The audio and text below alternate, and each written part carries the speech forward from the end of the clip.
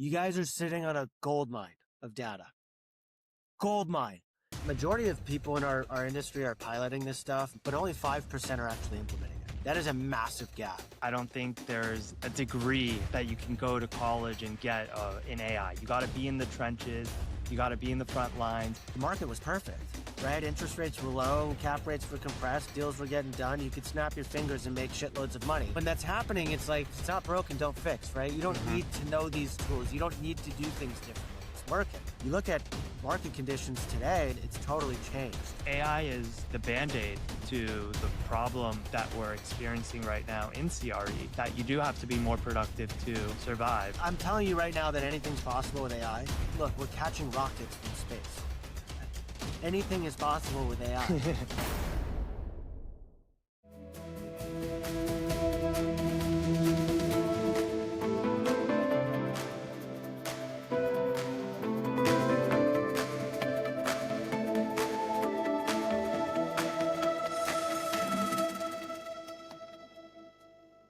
All right, welcome to another episode of Deal Flow Friday. I'm your host, David Moghavem, and today we got Jake Heller, the founder of AI for CRE Collective. AI for CRE Collective is a subscription-based community and learning platform founded by Jake Heller, specifically designed for real estate professionals, brokers, developers, investors, operators who want to integrate AI into their CRE workflows. It has almost 500 members and counting.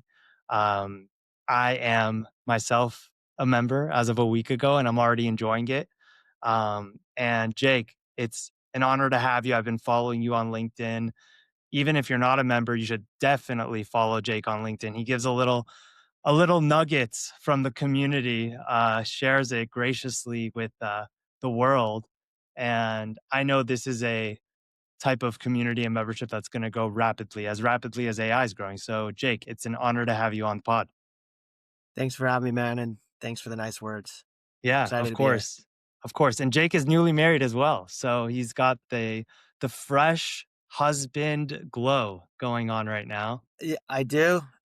Yeah, about a month ago. Yes, Join the club. Exactly. Welcome to the club, and it's gonna be a good time. Jake, I gotta start it off. I want to hear just from your point of view. How did you start this community? It's really been taking off, and what really gave you that moment that you wanted to bring this about? I'd be lying if I said it didn't happen by accident. Like totally by accident. I had no intentions of building this to what it is today. In fact, my co-founder in this, Taylor Vakian, who I think you also know. Yeah, he was on the pod. We did a collab actually in Really? his space. Yeah, we did a little Deal Flow Friday No Vacancy collab, and he's always a great time. He has an amazing pod as well. Totally. Yeah, he's a household name. He is. He was pitching me on like building software. He's like, dude, we could totally build software right now. And I was like, nah, no chance. In fact, like no expertise, no bandwidth. I mean, he's a broker. He does really well, has a tremendous amount of activity going. So he definitely doesn't have the bandwidth, but we decided, instead of building software, that maybe we could bring together other individuals who are thinking about this stuff the same way that we are.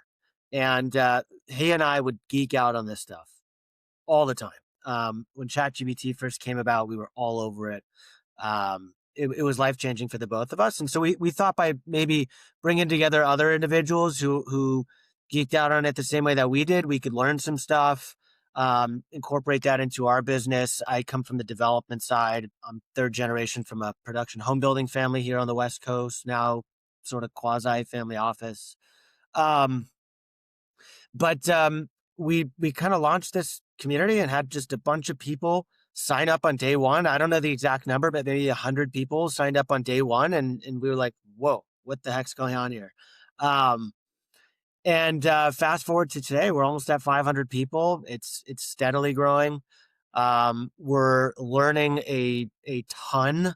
We're still not exactly clear what to do with this whole thing, Hmm. but we have a ton of ideas. So we're fired up, excited about it. Our members, everyone that's a part of it's really excited and fired up about it. So it's a good thing. Yeah, and I really feel like geeking out on these type of cutting edge is the only way to be an expert, right? I don't think there's a degree that you can go to college and get in AI. You got to be in the trenches. You got to be in the front lines. You got to share your knowledge with the community, and they share theirs with you. And I think the fact that you guys launched it and got over 100 members day one, you're really striking a chord there. People want to learn. People want to integrate. They hear all these different type of tools and type of people that are like, wow, AI is amazing. AI is amazing. They don't know how to use it. They don't know how to integrate it. What was like the early aha moment or the milestone that you said, okay, this is really special? I mean, day one, we Yeah, realized it was special, and I think when you look at prop tech as a whole, property technology, um, it struggled. Real estate as an industry has been slow to adopt this stuff. There's a lot of different reasons. I have my own theories. Others have their own theories, but a lot of the people that are building those tools don't come from a real estate background, whereas Taylor and I do, and we understand what the people want, right? Like we're giving the people what they want. We understand the pain points. We've had so many different conversations. We see the different perspectives. And not that we're building software by any means. In fact, we don't intend to do that at all, but we're kind of playing matchmaker in the sense and just sort of being the hub of like where all this stuff intersects. And no, we realized that there's been a big mindset shift in the industry. I think there's the perfect tailwinds for this stuff to get adopted. When you look the last, I don't know, 3, 4 years, uh, maybe even longer than that, the market was perfect, right? Interest rates were low, cap rates were compressed, deals were getting done. You could snap your fingers and make it was shitloads good of money. times, So right? yeah, people were making money hand over fist, and when that's happening, it's like if it's not broken, don't fix, right? You don't Hmm. need to know these tools. You don't need to do things differently. It's working. Um, you look at market conditions today, and it's totally changed. Um, you You're don't working have 10 times as hard, making a tenth of the amount. exactly, and you look at different ways of creating value, which oftentimes like technological advancement, technology is what creates that value. And so I think the mindset has shifted from this stuff being less of a want and more of a need. Whereas previously it was oh I want this but I don't really need it. But you look now like talking about brokers specifically, you see your competitors, right? Skip trace and list with AI. You see them creating marketing decks with AI. Beautiful stuff too. It's incredible professional grade stuff. You see them underwriting with AI. You see guys like Taylor who are just I don't know how many listings he has, but tons of listings and uh, assembling a sort of AI first mentality, an AI first team. And others look at that and they're like, what the heck? Like I need to start learning this stuff. So I think there's been a big mindset shift. You have the perfect tailwinds, the perfect kind of recipe for this stuff to start getting adopted.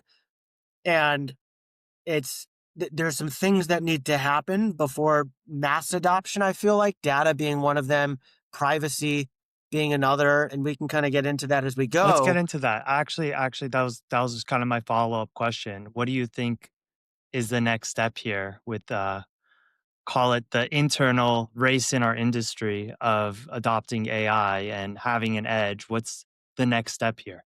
Yeah, well, so I posted a statistic. I think it was from JLL a few days back, where majority of people in our industry are piloting this stuff. They know about this stuff. They're trying it, right? I think the number was I don't know 92%, but only 5% are actually implementing it. Hmm. That is a massive gap, and so the arbitrage today is really that delta. Now, to solve for that, it really requires one of two things. One being technical expertise. I, I don't necessarily mean coding, but enough of a technical expertise to actually implement this stuff, or two, paying for that technical expertise. You look at all this stuff and you might wonder, like, why aren't the big boys, the Blackstones, the Lincoln property groups, the institutional shops really implementing this stuff top down?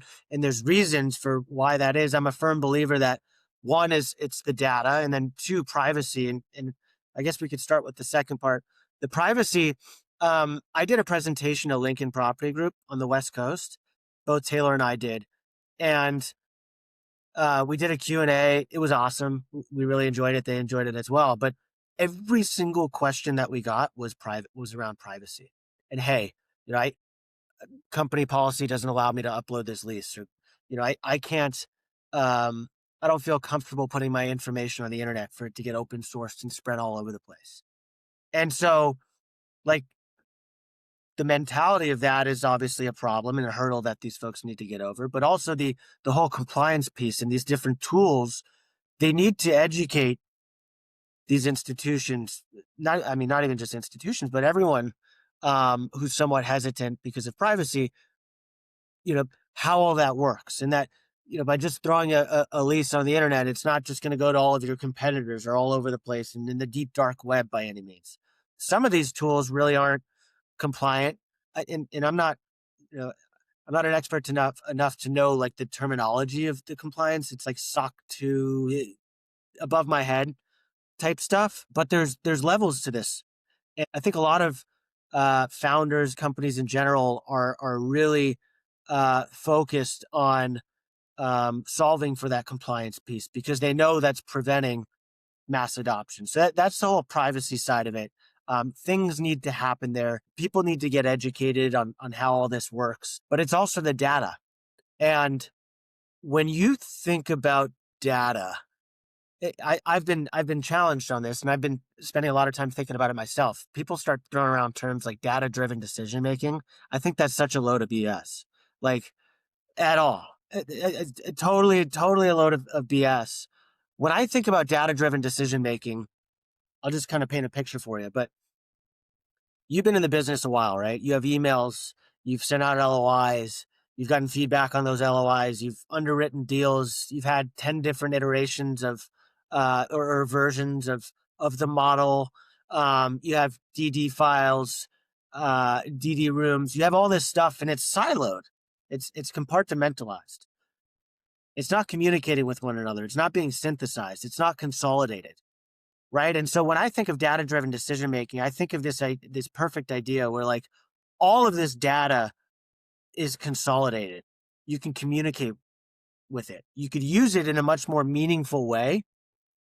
So when I think about data, I think about that, right? Being able to use it in a much more meaningful way. Like for me, we have these AI note takers, and oftentimes they take great notes on all these great conversations we have, but then it just goes in the graveyard. And Right. that's just Then what? data that you never use, right? So like, Exactly. how do we mush all this together? Yeah, that's the word. And so there's tools that are doing this. Um, those are some of the tools I'm most bullish on, are these data tools where you could really use data. I mean, think about these institutional shops. You guys, I don't know if you consider do you consider yourself institutional or Yeah. Institutional, 7,000 units on a billion and a half under management. We're getting there. perfect? You guys are sitting on a gold mine of data. Gold mine. Your partners, your bosses, your associates, analysts, think of all the incredible emails and files they have and notes and conversations. Imagine just being able to actually utilize all that. And so I believe that that needs to happen before you'll see these institutions, groups like you guys really implement this from the top down. It starts with the data, I think. So those are just two things that come to mind. There's a lot more. Yeah, there's a lot there. I want to start with the data. So one of the conscious efforts we've been doing at Tryon is taking our numbers and having them organized in our CRM tool, knowing that there might be some need today of, just the fact that it's organized, it's, mapped, it has its way, but we know that once the organization is the first step, what happens after, there's going to be tools out there that will be able to synthesize it. And the only way to really take advantage of that is if you have some sort of organized data, compartmentalized data. And it's almost like preparing for the next wave without knowing how big that wave or how that wave is going to look like, just bracing yourself for it. And so we talk about that consciously internally. We're saying, how can we make our processes streamlined, our processes be matching one another, that we can truly compare apples to apples, so that when the time comes, we can put this all into a system that can aggregate this data and synthesize it to make the data driven decisions that you're referring to. Yeah, and you're validating my exact belief, and that's just we're in this period of cleanup for a lot of these shops, Right. cleaning up their data, getting ready for this next frontier. Um, so is 2026 the year of mass adoption? Maybe it could be the year after. I think it's near. Um, but this stuff is top of mind for everybody. It's Hmm. it's a focus for everybody. We're not even scratching the surface of any of it. We're not even close. We're not on first base. We're not in the first inning. There is so much that we don't know, so much that's possible. And the stats speak for themselves. I mean, only 5%. Um, I don't know how large the survey or sample size was for that JLL statistic, but only 5% are actually implementing this stuff. And So I think part of the disconnect between the ones who start and not finishing, that leads to the 5%. I think there's also curiosity that kind of gets you to that 5%, is being able to take an extra second out of your normal routine, your normal day. You're going to try to learn something during a busy work day. Not everyone really wants or has the time to do that. But if you have that extra curiosity to say, okay, long term, second order consequence, this will help me in the long run be more efficient. It might not be the most efficient use of your time for that task at that second, but the second order consequence is clearly there. There's clearly some type of value by taking that extra second and having that curiosity to create a process that will make it more efficient later on. 100%.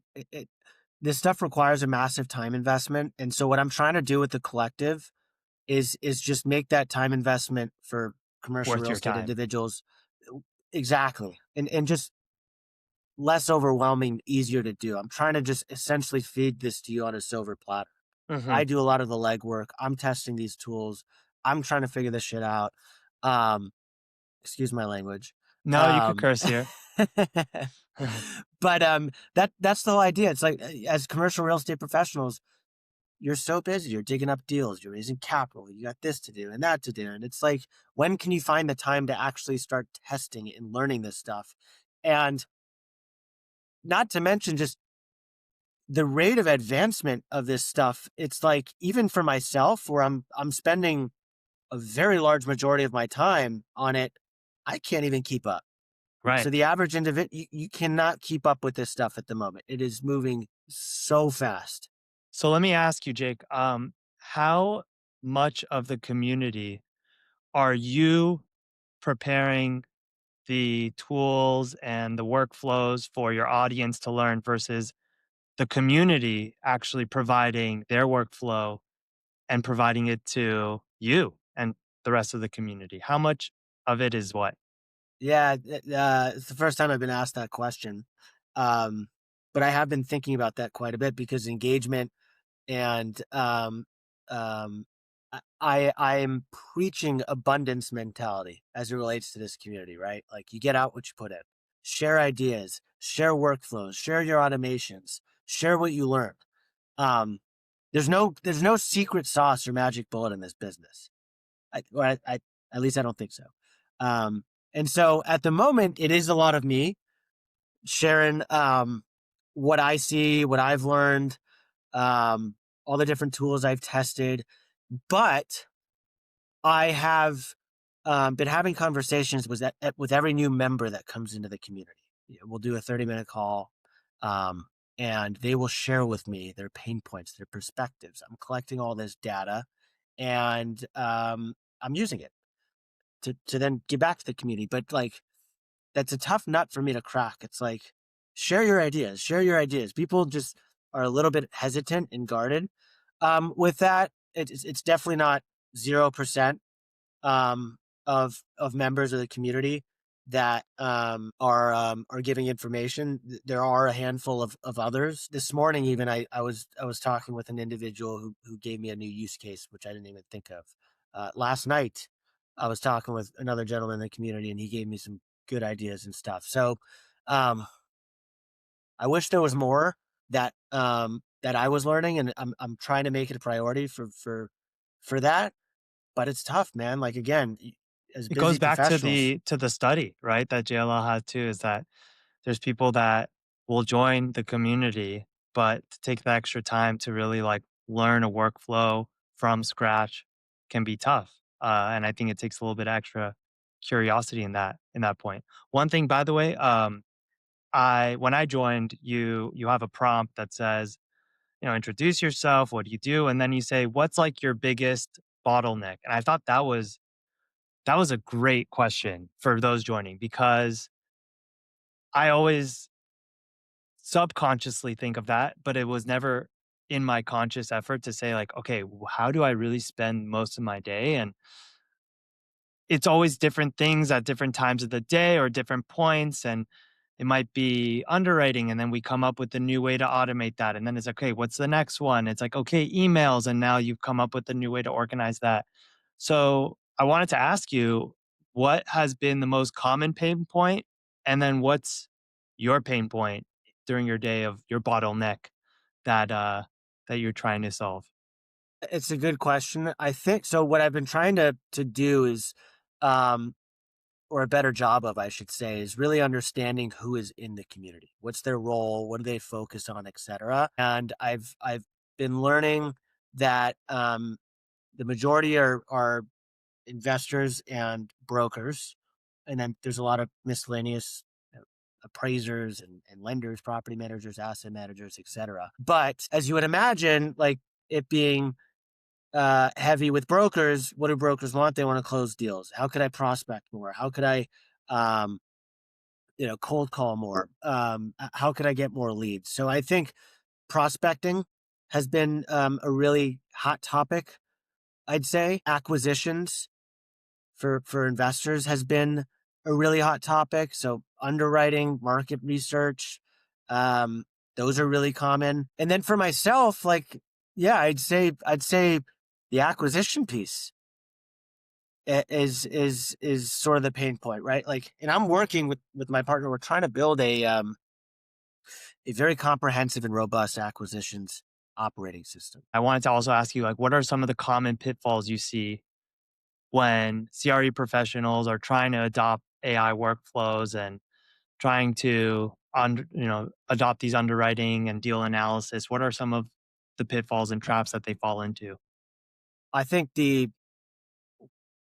one of the biggest issues I see is that someone will try it, and because it's not perfect, they'll be like, "Oh, that shit sucks. I'm done.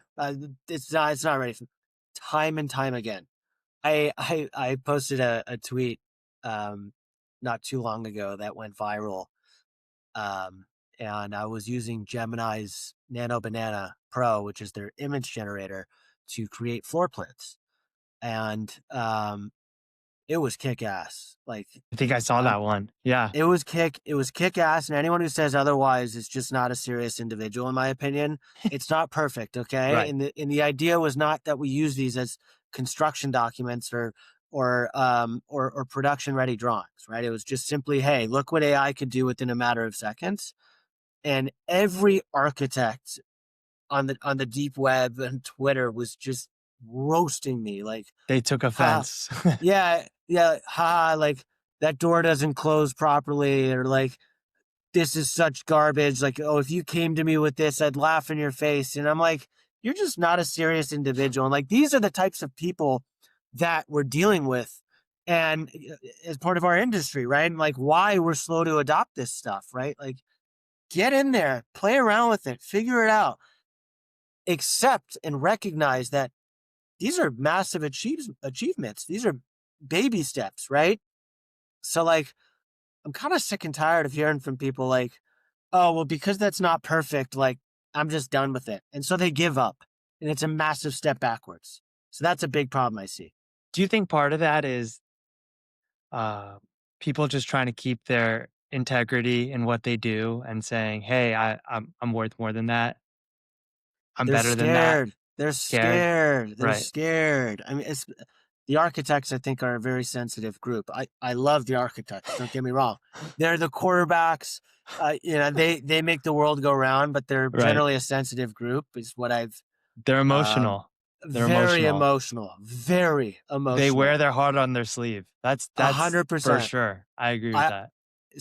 I learned my lesson with that, but I think like it broad like generally people in our industry are I think hesitant with a lot of this stuff, and they'll give it a try and then it's just not perfect and they give up. And so I think it's a big mistake that a lot It's of the people fear of make. replacement. I think it's the fear of replacement, and you hear all the conversations, and every pod interview that has to do with AI leads to the ultimate question of, is AI replacing the human? And I think that's where some of the insecurities lie. That's where some of the hesitancy lies. Um, I mean, I have to ask you that as well, right? At what point does AI replace the human? Do you think it ever replaced the human? And I'd love to get your perspective on the question that everyone always asks, right? It always ends up to that question and is almost the source for some of this hesitancy and the uh I guess the pushback to adopt. Yeah, it's a great question, one I've been thinking about for as long as I've been kind of in the trenches with this stuff. But I think AI is going to replace individuals who are not using AI, um, with individuals that are. But I think, and I'm most bullish on the solutions that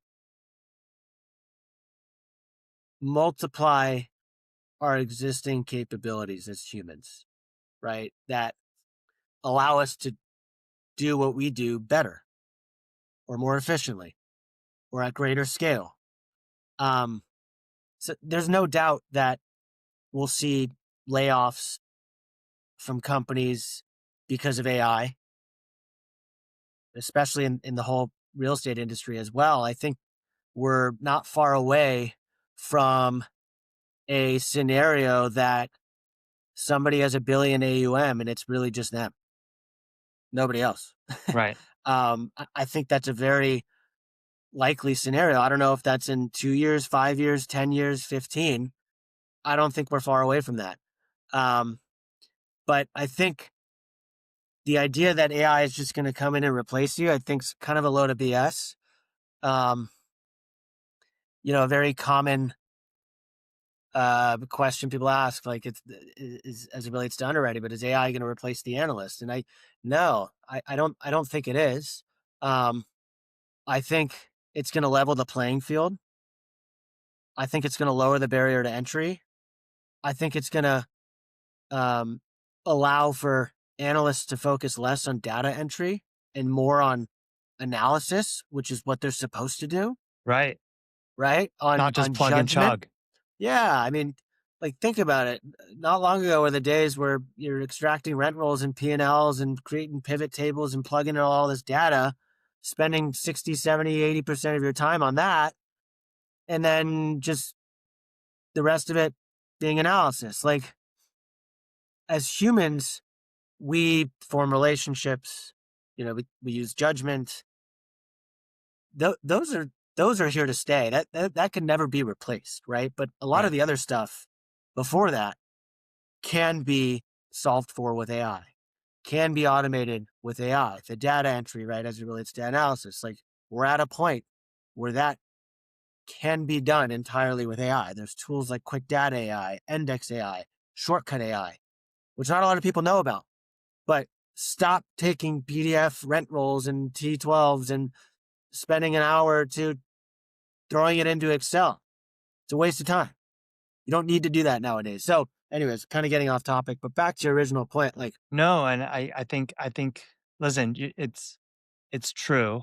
I would just one thing I'm seeing short term in our market right now in CRE is we're seeing growth in companies, and I don't mean growth of like deal volume, things like that, but we're seeing growth in companies looking at more opportunities or doing more or being more productive as a company without the need to necessarily hire more staff for it.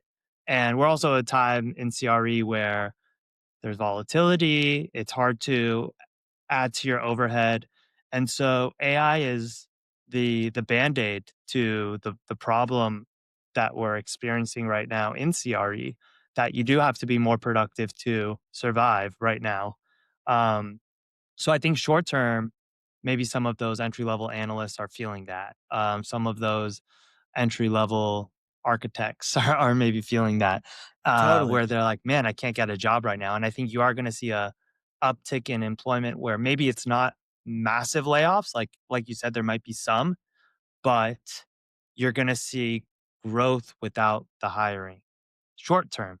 What does it mean long term? As you said, it's going to be a world where a lot of these mundane tasks, a lot of this knowledge based, skill based work is going to be commoditized. And what's really going to survive is opinions, judgment, being able to make hard decisions. And I think as you become more successful in the industry, those are the type of work that you do, is making those hard decisions, critical decisions, and critical thinking with the data you have in front of you. Yeah, I couldn't agree more. And something I've seen a little bit of, and I think we'll continue to see more of. I said this a little bit earlier, but leveling the playing field and lowering the barrier to entry. Right. Once upon a time, you hire a Harvard analyst, you pay him, six figures, maybe a couple hundred grand. They're underwriting deals for you. Now there's tools which can allow you to hire somebody offshore who's Right. never used Excel or maybe who has very little real estate experience to do what they could do, which is interesting. I'm seeing a little bit of it, right? But like folks in the Philippines, and globalization, it's a real thing. Offshore, it's a real thing. Picked up a lot of steam since COVID, but like being able to use my two of my favorite tools, Index AI and Shortcut AI, to combined with somebody who's never really done this before and who's significantly less money, you can get the same result, which is crazy to think about. So, Yeah. Um, you've mentioned a few times, index AI, shortcut AI. For the listeners that don't know some of the nitty gritty of the tools, I'm sure they could join your community to get the tutorial. But high level, what's your favorite AI tool right now that you're Manus, using most? What is it? Ma- Manus, Manus. And what is it? Um, it's an autonomous agent. So think of like a Claude or ChatGPT that could actually execute tasks and do things, which Claude and Chat, they're starting to become that. Um, Um, Shout out to Manus. The guys are incredible. I think they just hit 100 million annual recurring revenue today. They announced that milestone, but some of the things I've been able to do with Manus is just ridiculous. Like yesterday, I was. You'll see a post in the community tomorrow. I'm going to post a video on it, but I was doing a full feasibility study, which I've done in the past, but like it wasn't anything to write home about. What I did yesterday with Manus, and they just released their latest and greatest version of it, 1.6, was I took an address in Silver Lake and I did a full uh, highest and best use study, feasibility study. I produced floor plans. I produced renderings. I did a bunch of site massing and concepts, construction costs, underwriting, the full gambit. And it took some time. It took me, and I'd say I'm more advanced than others in this department, but it took me about 45 minutes to do. But what it produced, I kid you not, and I don't tell the architects, but like it produced the sexiest, drawings, the sexiest renderings. Um, the numbers were so much more accurate than they were even just a couple of weeks ago. And um, I just can't, I was in shock. Like, I just can't even begin to describe how capable these models are becoming. And like, be patient because just 2 weeks ago, I didn't think that was possible. So I always say, and I preach, like, the software eventually catches up to you. And I also have to mention another one of my favorite tools, Endex AI, ENDEX. It's an AI agent that is native to Excel. It lives in Excel. It's an add-on, and so you could extract rent rolls. You could do all your budgeting. They're working on integrations with a lot of the real estate providers. I'm sure you've heard of Hello Data. They're integrating with Hello Data, Yeah. which does a lot of your rent comps, trying to integrate with CoStar. They're trying to integrate with all the big and baddest 800-pound gorillas in the space. And so all of your underwriting they could help do, but no more VLOOKUPs in hard coding within Excel. Like, you could interface, Now you're getting all the analysts angry. you It's know you what? you're going after the architects, now you're going after the analysts. No, So it's be it. It's yeah. like, get on board with this stuff. I'm telling you, no harm, no foul. Start testing it, playing with it, learning it. No, it goes back to what you were saying. It's not about AI replacing human, but it's about people leveraging AI replacing those who aren't leveraging it. I think it's as simple as that. And especially in the near term, when everyone's looking for an edge, you have it here. You have it right in front of you. Just have a little bit of an extra curiosity. Be that 5%. Be that 5% in the study and utilize it. Yeah. I'm telling you right now that anything's possible with AI. Look, we're catching rockets from space. Uh, Anything is possible with AI. I'm I telling love you that. now. Yeah. It's insane. Like, to just be fighting this stuff, to be hesitant. Like, if I'm telling you that you could underwrite 10 times the amount of deals as you normally can with AI, uh, believe me, it's possible. Yeah, and I think it also frees up more time for you to have human interactions and human capability, and which is, as you said, that's where humans thrive. That's where we thrive the most, and that's not getting replaced anytime soon. So why not leverage AI to free up your time to do things you like to do and is the most revenue generating work to do? Totally. And look, I think there's also, like, back to this whole statistic with JLL. I think it's a really important one. Um, we're in this period of, like, where we're implementing it's really, really hard to do, but that doesn't mean you shouldn't be trying these tools, because you look at the different verticals in the space, right? Underwriting, cold calling, skip tracing, deck creation. And although it's not seamlessly integrated with one another, look at them individually and just understand that with underwriting, like, you could multiply your capabilities, or with creating investor decks or offering memorandums or BOVs, you can do that a lot more efficiently, right? So, like, that's where we are with all of this. And I think that's an important distinction.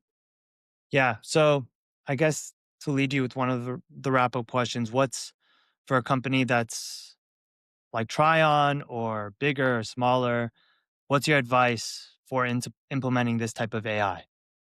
Data, right? I mean, you know it as well as I do, but data, clean up the Yeah. data, understand the data, consolidate it, figure out how to communicate with it. I think a very kind of band-aid solution for that is um, using a tool like Notebook LM, which, if you're not familiar, it's a Google product. I don't even know how to describe it exactly. I don't know. But what I use it for is, I've created like a company brain almost. I call it a brain, or like a digital twin of my company. Um, I fed it like as much information as I possibly can about us, as many conversations, as many deals as we've looked at, emails, slide decks. We have a board of advisors, all of our conversations that we've had with them. Um, and I've put it all into Notebook LM. Um, and you could start communicating with it then in a much more meaningful way. Uh, is that, the the institutional solution to all of this by any means? No. But, like, you could understand things in a different way. You could, ask uh, questions, and it kind of learns from itself. And as you guys look at new deals and figure out new problems and identify solutions to those problems, feed this beast that, and it'll start kind of taking a life of its own. Um, and I do that with deals we're looking at as well. So a different kind of brain, I call it a brain, but like any new deal you're looking at, feed it all the files, right? Like uh, when you go into due diligence, your title reports, your environmental reports, um, past deals that you've done, the mistakes that you've made, right? Start consolidating all this stuff, and then you're asking questions like, "What are the red flags for this deal?" Or like, "What are the questions we need to ask?" Or "What don't we know?" And all of a sudden, like you have this brain, this digital brain, which is so much smarter than you, right? Like that is an immediate um sort of thing I tell people they can create like now today. And I don't know if I'm doing it justice the way that I'm explaining it, but like I do think that data is sort of the problem at the moment. And that is, maybe it's a band-aid to a much larger um solution, but like it's baby steps, right? Like that can allow you, I think, to become a lot more dangerous, um Yeah, I a think lot smarter. it's whatever, like you said at the beginning with your own community, it's similar with AI. What you put in is what you're gonna get out. And I build GPTs for myself on all my processes that I do, whether it's with the pod or acquisitions. And what I do is, let's say it's a GPT for filling out a best and final questionnaire. You feed it all your company data. You feed it um, your past deals, and you through the iterations, it learns and it starts learning about how you answer questions, what's important, how to pull from different sources. Now you've mastered that workflow. Okay, next workflow. Start feeding it examples of, let's say you're making a post, you have it make one post, it's not perfect. Okay, you correct it. You're like, okay, well, this was the correct version. Now on the second post, you correct it. Feed it again. Just keep in the iteration, the iterative process allows for something, this tool that might be okay or have mistakes, rather than giving up, you have it learn. And it takes extra patience, but what you put in is what you're going to get out with these tools. Exactly, exactly. I couldn't agree more. And for you guys specifically, if you're not as an organization using these Excel shortcut tools, Index, uh, shortcut, there's Tracelight, there's Crunch. Like you certainly should be. Um, I think they're incredible, and they're going to continue to just get better and better and better and smarter. Um, but you got to just start playing with these tools. Um, uh, there's so many out there, but you gotta get your hands dirty. You got to spend the time. Um, that's the only way you're gonna get better. Yeah, and nowhere better to do it than at AI for CRE Collective and the AI for CRE Collective community. So, for those listening, hopefully you can join the community, and if not, just give Jake a follow as well. And Jake, it was really amazing having you on. It was a lot of fun bantering about AI and how to get it done, and hopefully we can start embracing more of these tools. Absolutely, I had a blast. Um, I'm so excited about this stuff, and it sounds like you are as well. So that's good. But yeah, community is great. We're learning a lot I'm together. excited to give the community some of my hacks. I think I have a We're little bit to ready. contribute for now. Yeah, We're exactly. we're ready. We're ready for you. Okay, there we go. No, you were one of the few when, as part of the onboarding, you said it yourself, but making the introduction, like it's not so hard, but like you were one of the few, so I appreciate you doing that. No, of course, of course. It's like you said, what you put in, you're gonna get out, and it's good to share and be in the trenches together. Like you're Yeah, not gonna just go to a college and someone spoon feed you how this works. You got to trade notes. You got to be in the weeds. You got to uh, talk to others, and this is how you do it. totally. Couldn't agree more, man. Well, had a Awesome, blast. man. Great having you on, and talk to you soon. Thanks.